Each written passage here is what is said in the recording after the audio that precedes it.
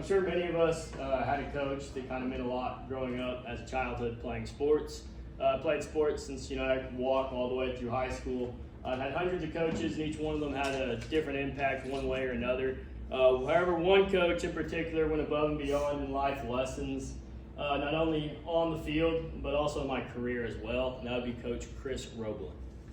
Like I said, just as many of y'all have coaches, many of y'all probably have a strict coach, whether it be debate, softball, baseball, sport. I'm sure, one of those coaches comes to mind, and this is him in a nutshell.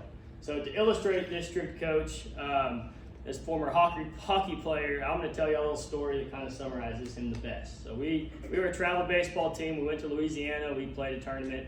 We made it to the championship game, played all weekend.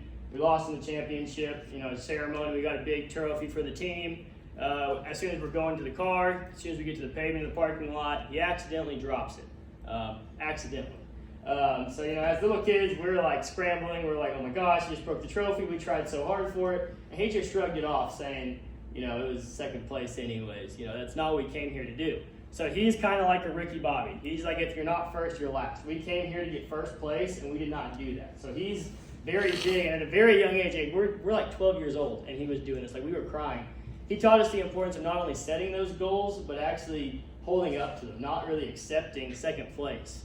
So, kind of maybe paint him as a little bit of an asshole, but, continue kind of this picture. A very young age, he was very, vocal, you could kind of hear him, across complexes. He would be very vocal and yell, kind of today's not really acceptable, I would say, to the point where many moms would actually pull you out of his team, like would not allow you to be on his team. And I was one of his favorite players, which means he yelled at me the most, so, whenever I was on the team, I didn't really enjoy it much. But one thing he for sure did is made me a lot tougher, and it thickened up my skin. And both those skills, setting goals and having thick skin, I've used in my career, and it would be much more impactful later on past my baseball days. So now that I've kind of painted him as a total asshole, fast forward several years, I'm in high school, and I'm in a junior level class about business. We go into the field and get someone to kind of shadow as a mentor. And I know he's the owner of a business, commercial roofing, decently sized company. And so I asked to shadow him, and he says, no doubt. That's kind of the guy he is. He's like a teddy bear. He's very strict, but he is very caring and wants you to succeed.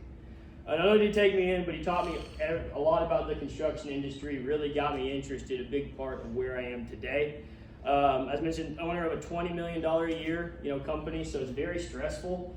It's not, anybody knows the construction industry knows it's not no BS in the industry. It's very stressful, high stakes, rough industry, brutal yelling. Many of the lessons that he taught us on the baseball field, he learned and he employed, he actually used in his work. So very successful, taught me many of the lessons. He was always there at the games and practices for us.